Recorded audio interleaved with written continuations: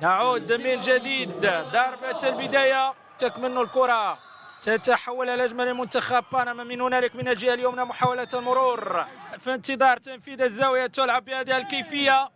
خروج الحارس، يجب إبعاد الخطر، يجب إبعاد الخطر. التسديد الدين المنتخب الوطني المغربي ولاعب أتلتيكو مدريد الإسباني، اللاعب الذي كان وراء تسجيل البرتغال. تفتك الكرة من جانب لاعب المنتخب الوطني المغربي الياس الزياني، يبحث عن التمرير في اتجاه عبد الله الريحاني. جول جول جول جول جول يسجل. نتابعنا العمل، كل العمل كان من الياس الزياني. افتك الكرة هنا، انطلق من الجهة اليمنى، جاء عبد الله الريحاني الذي اعلن عن اول هدف اشبال الاطلس في هذه المباراة. هدف دون رد بعد مرور تقريبا 12 دقيقة لعب. تنفذ بهذه الكيفية الإبعاد، أو كارفويال مرت بعيدة عن الخشبات. زياني، إلياس زياني يلعب في اتجاه ضياء الدين الجرموني، تلعب الكرة بهذه الطريقة في اتجاه عرى تنفيذ، تلعب ديريا، تلعب بهذه الكيفية لانطلاق من هنالك، لكن الأقرب عبد الله بن تايك. مارتين تابع التدخل الماضي. تابعونا الإعادة للهدف الأول، تمريرة بالمقاس الزياني في اتجاه عبد الله الريحاني، الذي خاطئة. تلعب بهذه الكيفية، يجب إبعاد الخطر. التسديد منتخب بنما، قلت ذلك، يجب عدم اللعب بالكرة على مستوى المناطق الخلفية للمنتخب الوطني المغربي. تعلن عن أول هدف المنتخب البنمي، وأشرف العزيري يترك لسليم.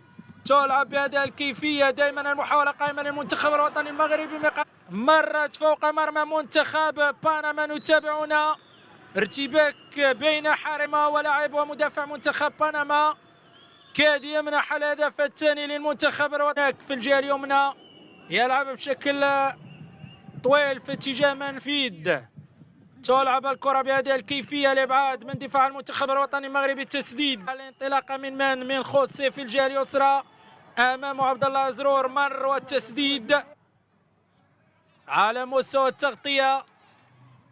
برنال، خوسي برنار أمام من؟ أمام عبد الله زرور. الكيفية دائما المحاولة قائمة، محاولة التسديد، لمسة في اتجاه زياني، كرة بينية في اتجاه محمد ريد. نتابع، الفكرة كانت جيدة والتمريرة كانت رائعة من إلياس زياني. محمد مقوس التسديدة الماضية، لكن ذهبت بعيدا عن مرمى الحارس عبد الله بن تايك. من جديد إلى إديسون البديل، محاولة التسديد جانب فيصل المزياني، يلعبها طويلة في اتجاه عبد الله الريحاني أمام لاعبين. الانطلاق جانب العميد ريناد، تلعب الكرة بهذه الكيفية، الانطلاقة من جانب عبد الله بن تايك، من جانب عبد الله زرور. تلعب الكرة دائرية مقوسة بهذه الكيفية، وراسية مرمى الحارس عبد الله بن تايك. قلت على مستوى المنتخبات الأكثر تتويجا، فرنسا ب13 لقب، إذا خطأ للمنتخب.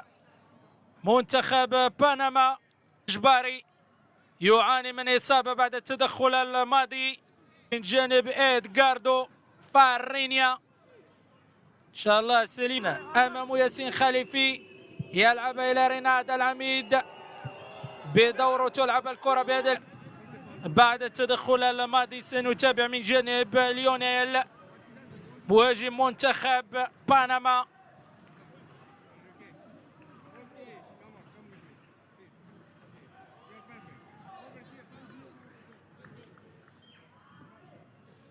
ايضا من جانب مدرب منتخب بنما خورخي ديلي فالديس.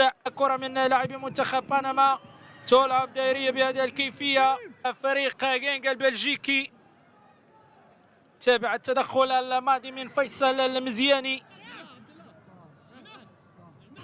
سنتابع، تنفذ الكرة وهدف التعادل.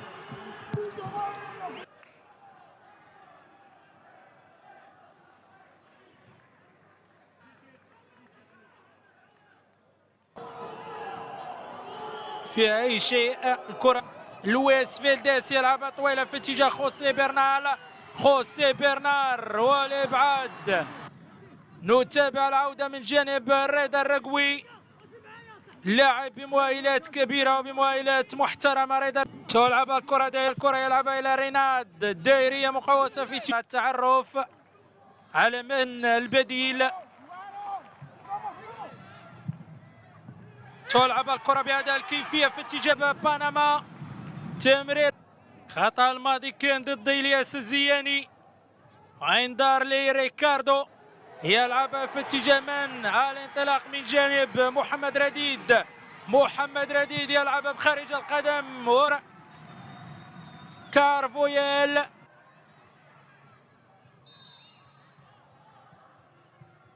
متبقية من زمن الأصلي للمباراة. منتخب بنما مسجل